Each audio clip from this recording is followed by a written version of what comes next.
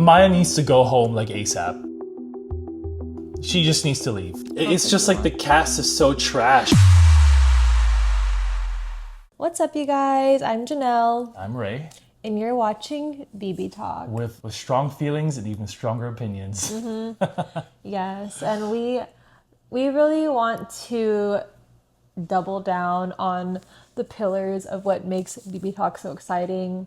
And our intention with the channel is to kind of rotate on topics such as relationships, spirituality, taboo topics, things of that nature. And we thought it would be, honestly, to ride the wave of what America seems to be talking about, which is Love Island. Yeah, that's right.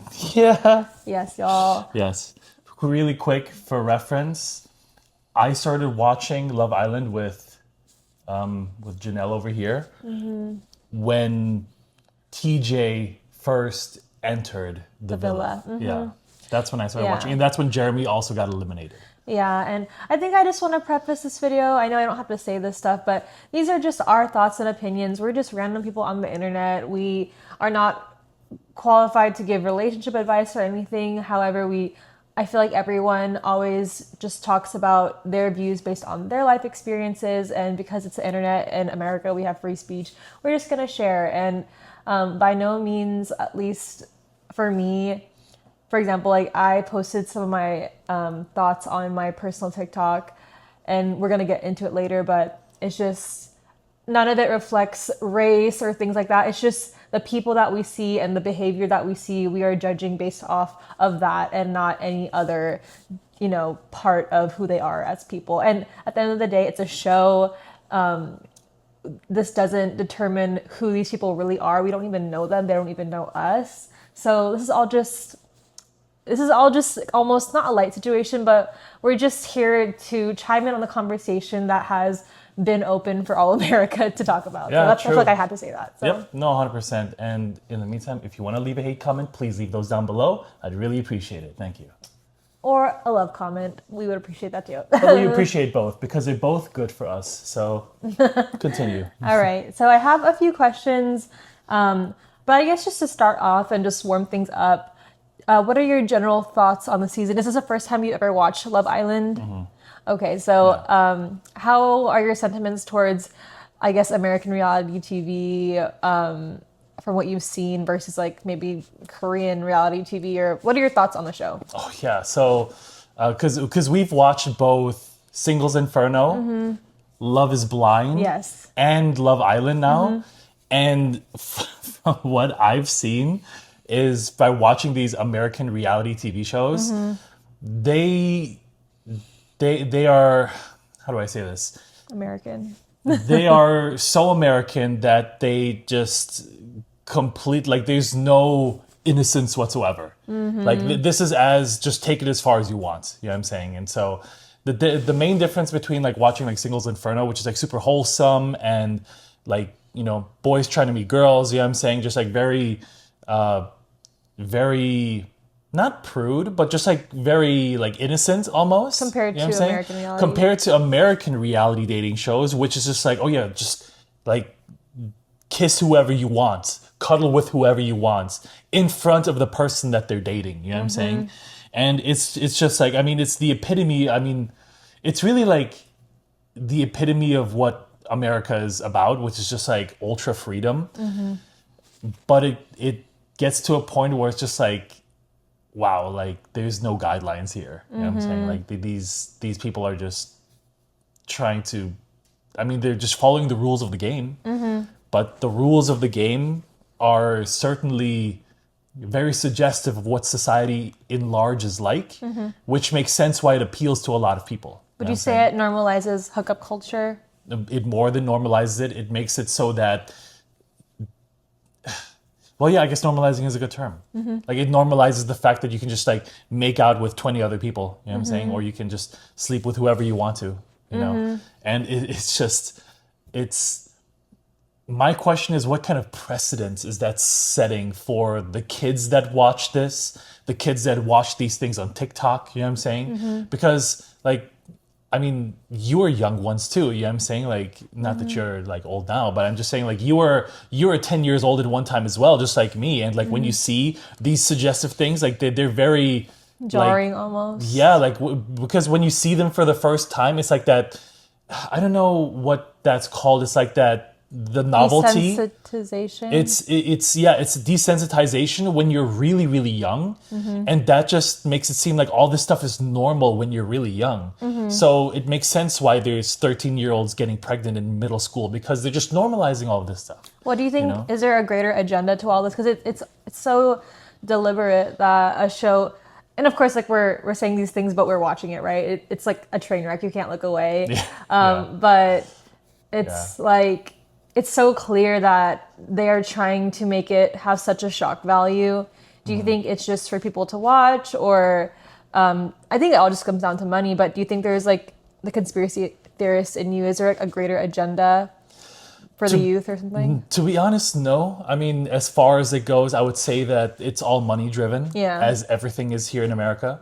But I really just think they're just giving the people what they want to see, which is why it's so popular. You know what I'm saying? Which is, like people sleeping together, people making out together, people just being ultra horny in front of the camera towards each other. You know what I'm saying?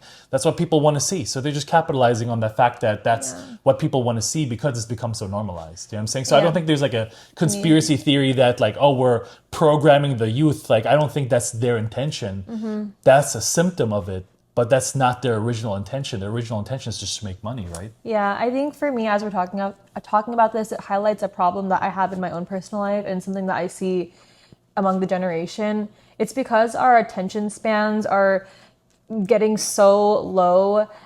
It's just like nothing is keeping our attention anymore. It's like you need to almost up the ante of what the content is, because it's like you can't even sit through watching a 10-minute YouTube video anymore if there's not like sex or drugs or something that like just grabs your attention now. Exactly, yeah. So I think that's a problem, and it's something like that I noticed within myself. Maybe as a guy you could speak on this, but I would imagine like as a guy it's like when you watch porn, it's like it starts to get boring and then you start watching like other things. Oh, and I think it's that same energy because it's just I say it's the work of the devil. Yeah, no, 100%. I mean, everything spirals, right? Yeah. So you're right. Like with porn, for example, it's like it starts off with, just like whatever, normal shit. anything is fine. And then over the years, it develops into, oh my God, like midgets upside down at the water park, or like, like gangbang with 20,000, I don't know, like lesbian, I don't know. Like it devolves into...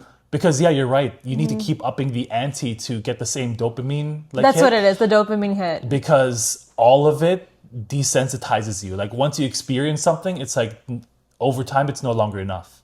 And because our attention spans are so low, the no longer enough part just evolves faster and faster and faster. And yeah, you're right, it is money, because I remember before this was all like on cable, it was somewhat free, and now it's like I went out of my way to purchase a Peacock subscription to watch this goddamn show. Yeah. And I'm going to cancel it right after it's over, but it's insane. And at least I think once you're aware of it, if it's something you want to change, I think that's the first step. But like for me, I literally have to go and touch grass and like read my devotion after I watch this show, because it's like I do not need to be so attached to these people. I don't know them, they don't know me, but it is fun. It is entertainment at the end of the day. And I think it's just finding that balance. Because I'm not going to lie and be like, I'm just not going to watch it like that. But I think it is a problem with the youth, though. No, 100%. It's unfortunately a symptom of what society has become, which is a result of what feminism has brought and all this like sexual liberation stuff. Imagine a show like this back in like the 70s and 80s and 90s. Like it would be absolutely unheard of. Now, did it exist in porn? Sure, but this is like a 11-year-old could conceivably access this show and like have his first experience of, oh my God, like what is all of this? Because like the thing is, like when we were growing up as younger millennials, there wasn't like, we got the internet when it became popular in like 2007, 8, 9, which is the same time that like social media came out and MySpace was a thing. 2006, I remember. LimeWire. Yeah, exactly. Yeah, but there was no like how to make out with somebody, or there was no like any sort of video about that kind of stuff unless you knew how to access porn sites, Yeah. which is so. I mean, I don't know. I mean, it's just plain access. You give somebody access to the internet with no restrictions, and eventually it will find them. You know what I'm saying? So Yeah, so those are just kind of, I guess, high level thoughts we have. Let's kind of go into, I guess, the first question, then we'll go off of that.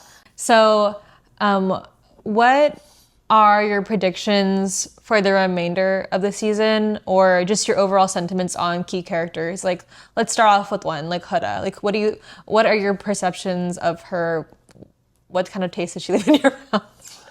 I mean, I jumped into Love Island when she didn't get picked by Jeremiah. Right, like he only saw the first episode, skipped a lot of the beginning, but at the same time, it's like if you don't really have to see all of it to kind of get an idea of like, you know, what she's done or who she is. Yeah. But yeah. I mean, so from what we've seen from the episode that went up yesterday, is that I think she's a little naive. She believes what everybody says, and she just almost like forgives too easily. You know what I'm saying? And what it allows other people to do, it allows them to walk all over her. Yeah, you know what I'm saying? that's what makes me sad. That's basically what happened. You know, when I first started seeing her after the whole Jeremy thing, like I thought she should just go home because she's like crashing out. But I mean, it turns out she's a sweet lady who has a kid, and that's cool, you know, and does all of these things on Love Island, and that's great. And I mean, I don't know.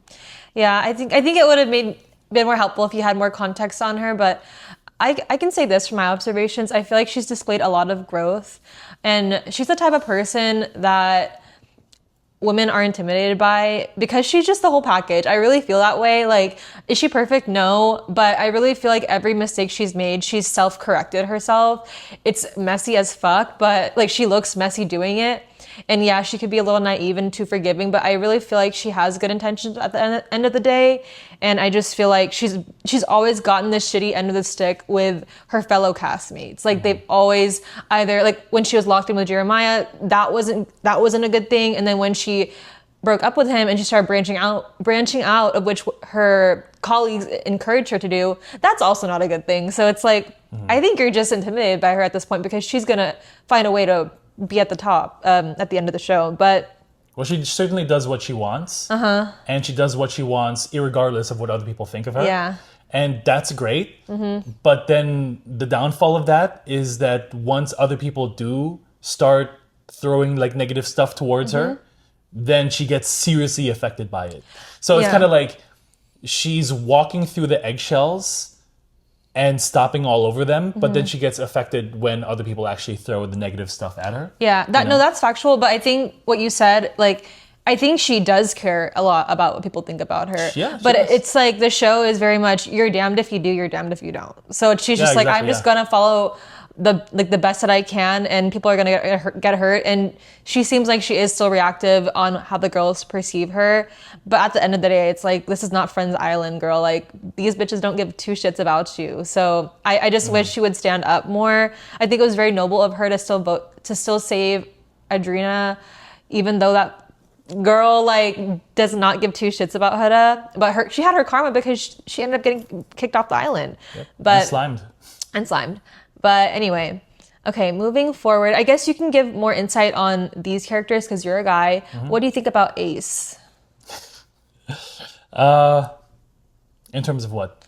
General, or even just as of lately, like where he's, like his, let's talk about the situation with Shelly and Chris, like the double standards. Do you have any opinions on him? You don't have to, but Yeah, of course. Yeah, I mean, I think Shelly shouldn't have an opinion just because he decides to, you know, like, why is he not allowed to explore the connections, but then she is? And the way that manifests is she gives him shit when he does that, but then Ace is supposed to be quiet when she does it with Chris, for example. Right. I think that's a double standard. Yeah, so like, what is that? You know what I'm saying? Yeah. So I think it almost feels like Shelly just wants to dominate. And so she wants, like, I want all the freedom, and I want to eat the cake too. You know what I'm saying? So I want to do all this stuff, but they're not allowed to do it when really that's a very masculine trait.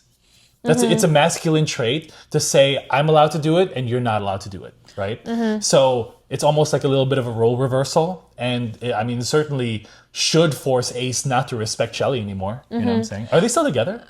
I think that's like TBD, but I mean, as far as being coupled up, they are. Yeah. Oh, okay. So this is something that I think you can give your insight on. So it seems like the majority of the guys, like whatever Ace says, like it goes. Like, what do you think about him in terms of like him trying to alpha dog people? And when Austin called him out on it, like basically saying like I forgot what he said, but Austin is the one that challenges Ace. Do you have any opinions on that?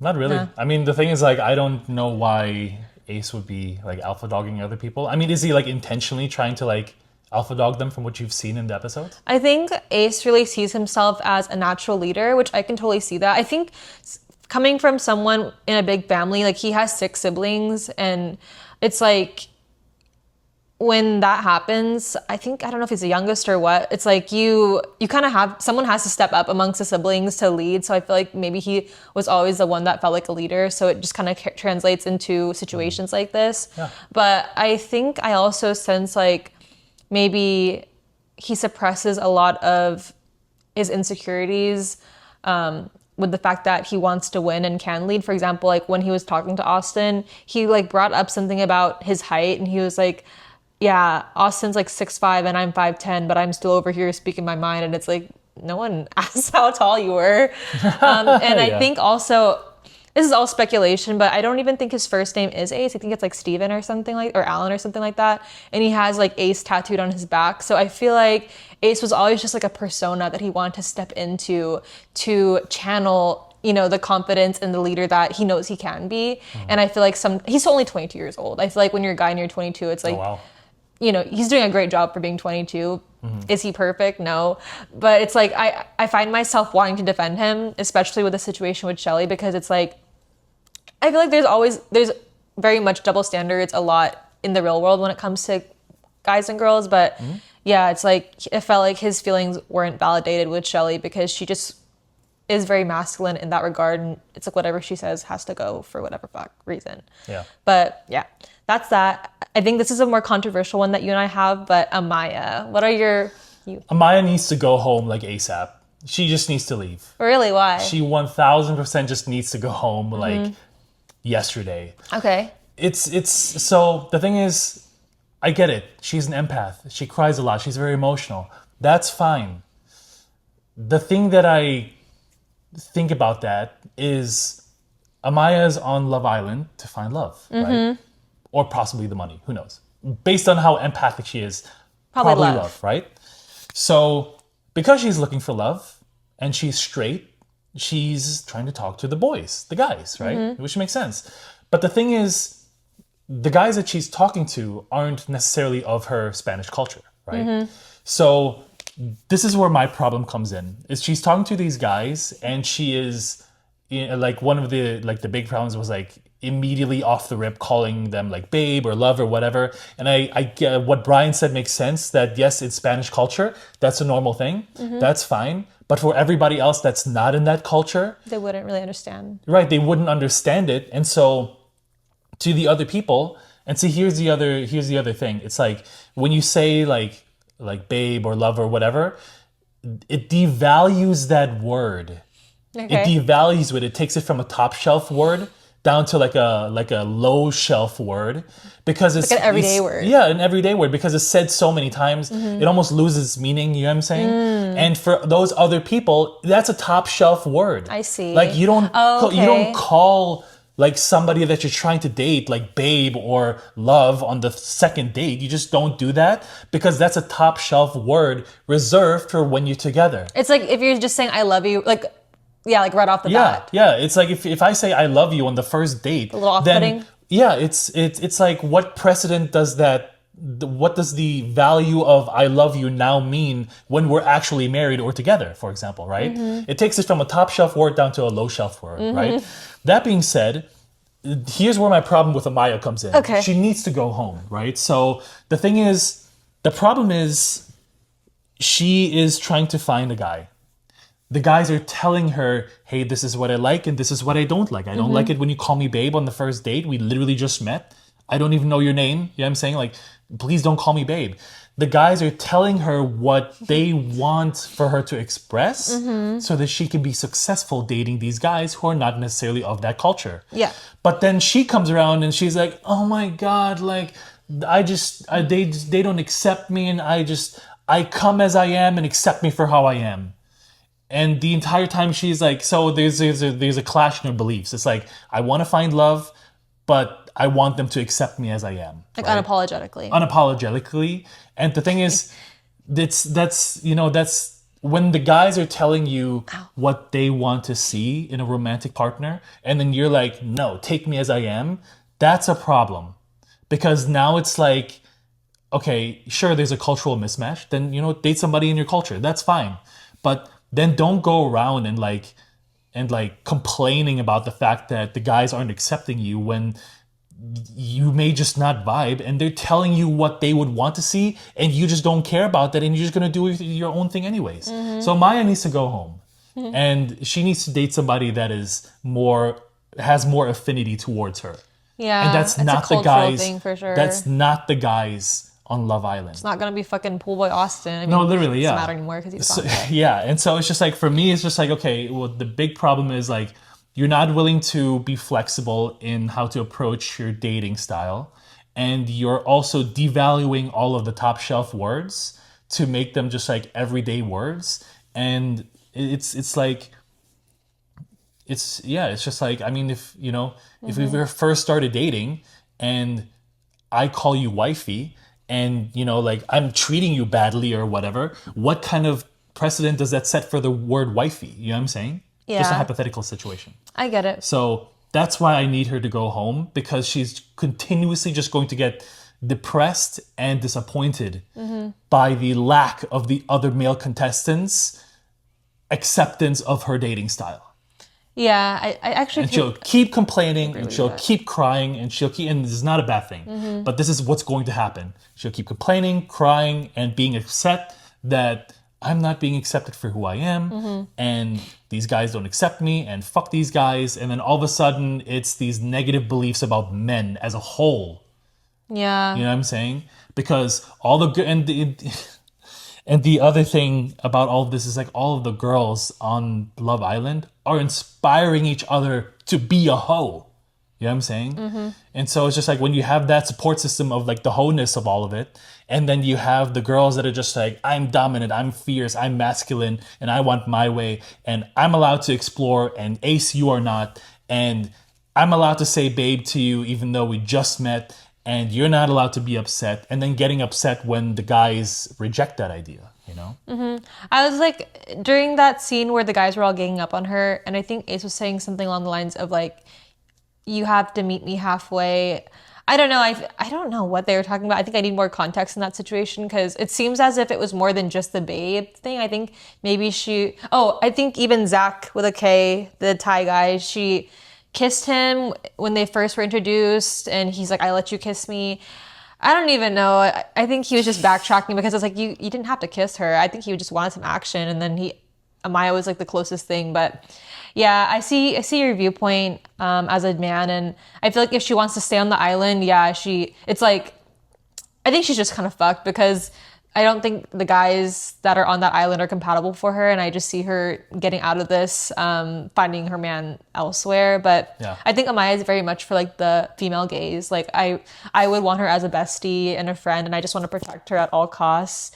If anything, I want her to win the money, but yeah, it's like, I don't know. I actually want her to just be happy and find love. Like, what's 100K if like it's gonna ruin your fucking mental health? And I feel like that villa is making all of them crazy. Sure, and if you're willing to find love, aren't you willing to accept that, okay, maybe there's some mismatch and you need to adjust as a woman? You know what I'm saying? I think when it's Is that fair to say as a guy? Like, is it fair to expect the woman to change and adjust a little bit to meet them halfway, I think that's only valid if it's the right person. Meaning, is this person my future husband? If that's the case, I think they're from both ends, there needs to be some compromising, not at like the fundamentals of who you are, but like, yeah, if there are boundaries that you're not comfortable with, then yes. But like to adjust to like these fuck ass boys like Ace and stuff, like I think she's okay with like not wanting to do that. I think maybe in her mind, she's like, there's going to be someone better that's going to walk in, but I think the show's almost over. But Sure. yeah, I think it's valid to say that for the right person, but not just for any guy. Yeah. So yeah. Okay, I like that opinion. Okay. Taylor, or we don't have to talk about all these people, but do you have any opinions regarding Shelly, Taylor, or Olandria? Yeah, okay, so Taylor, Olandria, and Clark, right? Yes, and Clark. So that the little trio. triangle. Yeah. Here's my opinion as a guy. Okay. Oh yeah, the attraction and shit. Yes.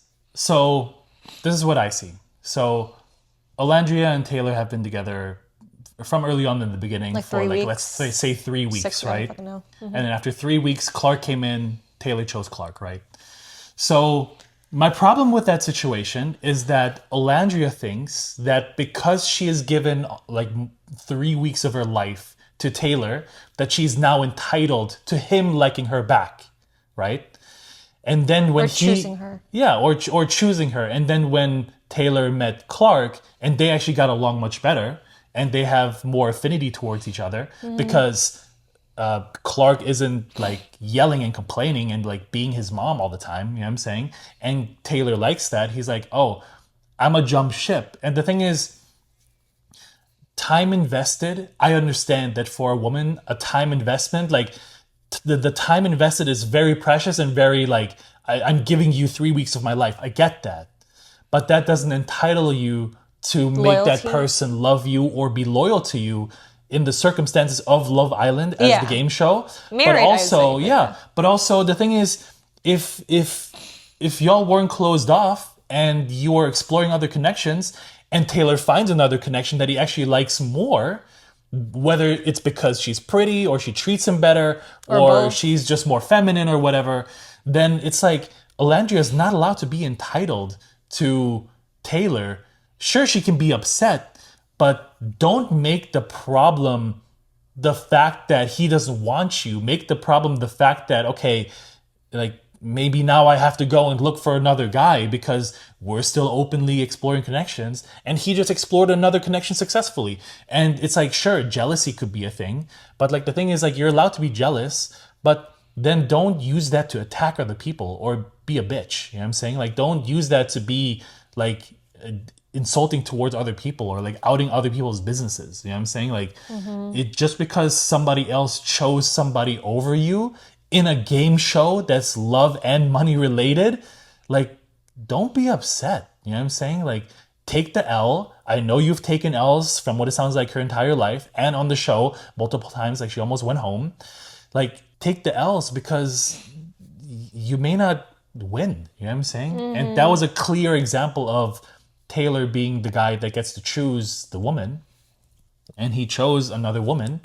And that's fine, but it still would have been fair game if Olandria found another guy. You know what I'm saying? Yeah, I think you're absolutely valid in your opinion, like in that, because I agree with it. It'd be different if like Love Island was about like Olandria and Taylor came into this game show and they've been dating, right? And then he picks Clark, but that's not what it is. It's like they all are there to find a connection, and I think they just fucked with Olandria, even casting her on this show, because she said that she hasn't been, like, she had a 3-year relationship. She didn't date for 5 years, so she's overhealed, and now she's coming into this to find love. But it's like, girl, like, you have these men that, I don't know, this is like the worst show to start dating again in because of this fuck shit that's gonna happen. And it's like, I want to see her happy, and it's clear. I can only say this because I see this, I had to work through this myself, but it's like whenever you're like the oldest daughter or you just went through a lot of shit and you had to grow up fast, it's like you, as a woman, you kind of become more masculine than most because you have to take care of yourself and you have to be your own protector. But then it's like when it comes down to actually being vulnerable and wanting to find a man, you have to kind of rewrite your beliefs. Of course, if the man is worth being, you know, the one for you. But it's like, I think she saw that potential in Taylor and she already started like, you know, envisioning her life. And then, you know, this Clark comes in and just kind of takes that all away. So it's like, I don't know. It's fucked. I want to see her happy, but it's like this isn't the way, and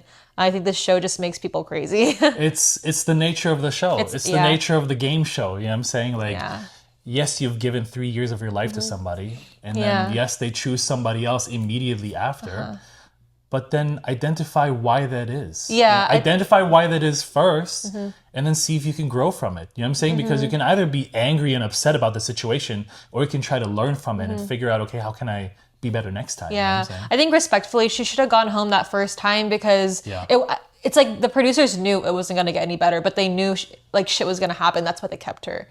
And it's like I think a part of her maybe liked the chase of Taylor because they had brought. You didn't see this part, but they brought another guy, Jalen, who was very much a country boy, very respectful, arguably more masculine than Taylor. He had muscles, tall, dark, handsome, but she still chose Taylor. I think because Taylor was just harder to get. But Jalen was like all about Olandria. So that was also why I didn't feel as bad for her because it's like there was something in her that didn't, even though Jalen was everything she also wanted, she still chose Taylor.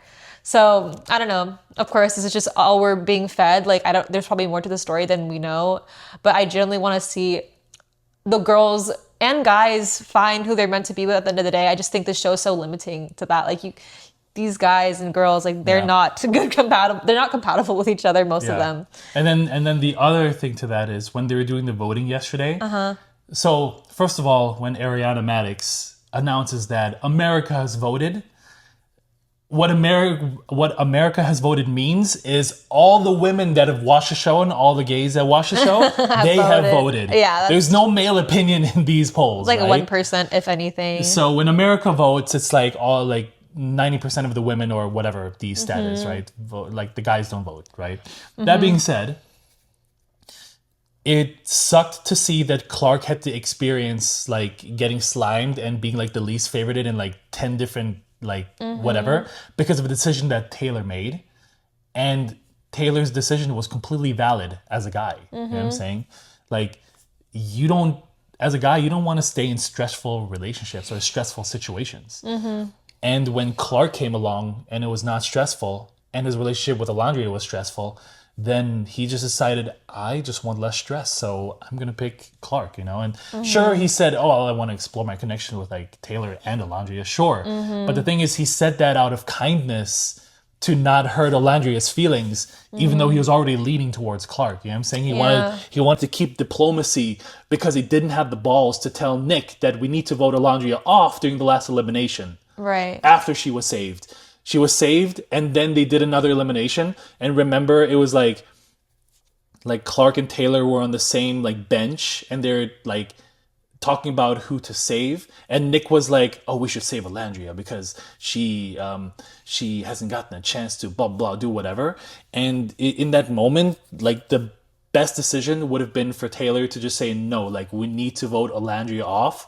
Because after this, she's going to come after me unless I'm diplomatic. And I don't know if he lost that vote within the people. I think he did because he did say that. I think Nick overrode his opinion, which is so stupid. I think also with that though, there's this whole other relationship with Nick and Olandria, which I actually ship. I wanted that to happen, but I think Nick is also slimy. I think he's like being safe and just writing it out with Sierra because that would mean that they're the final two. But it's like a whole nother thing, but it's like I want, like when Olandria was voted off that first time, there was a part in her close up and she was like, I just like want love so bad. I want to be loved. And like, I get that. Like, sure. I feel like most people want that. But it's like, you're not going to find that here, girl. Like, this is just not the environment for that. Like, well, that's why it's a game show and it's a fun game show. And then the other thing is, I feel for her and I want her to find what she's looking for, but it's not going to be here. And yes, we all want them to find love. Yeah. My question from a pragmatic perspective is, are you lovable?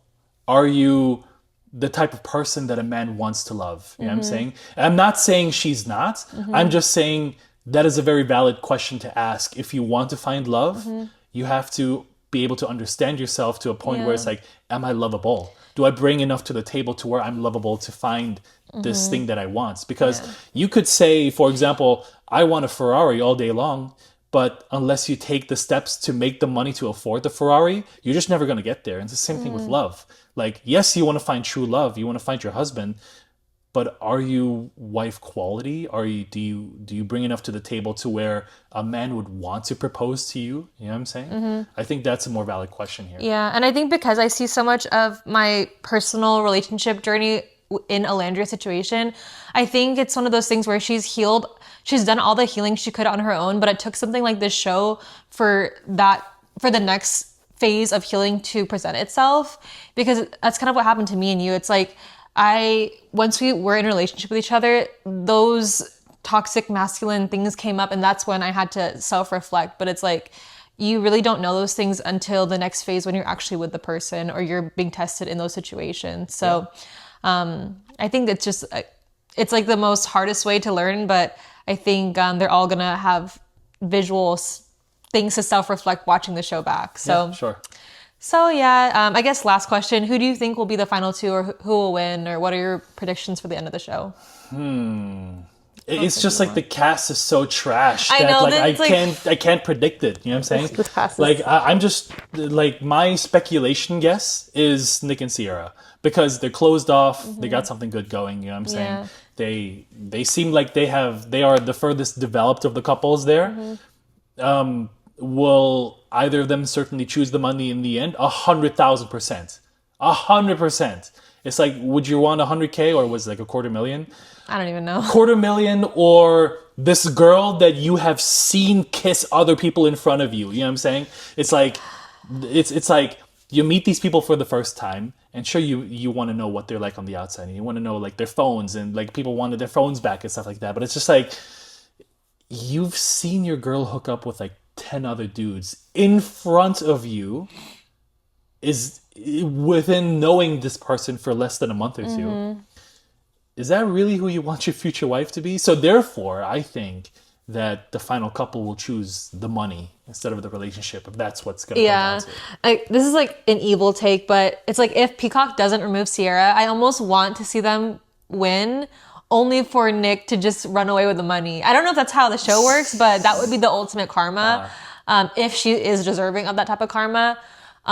But yeah, that, or who else? Honestly, I want Huda and Chris to win, just because I think it does help that she's a single mom. Like, I want her to be able to use that money. Like, she already sacrificed her image on national TV, so might as well put that money into her daughter's college tuition or something like that. And I feel like knowing Chris, from what I've seen, he would like let her take all that money and invest, and while he goes and plays balls overseas. I don't know. Yeah. But yeah, it's just a show, you know, at the end of the day. But I like Chris and Huda. Yeah. I like Sierra and Nick. I think those two will be like the final two couples. Will either of them choose the money? I think it's less likely that Chris and Huda would take the money, because I feel like they're already doing well. But I think if it comes down to Nick and Sierra, I think either of them would choose the money. And I don't know if it's like a split or steal kind of situation. Yeah, I'm not familiar with what... when the money gets involved, they're gonna justify all the different ways to get that money. You know what I'm saying? That's gonna be what happens. So. Yeah, so I think that's kind of all the questions I had. But that was a fun episode. We may or may not do maybe another one on it once the show wraps. But if you guys like this type of content, please let us know. What are your opinions on the cast? Did you agree or disagree with anything we said? We'd love to know. Yeah. Well, I want to know if you think Amaya needs to go home too, because she needs to. So. Bye. Bye.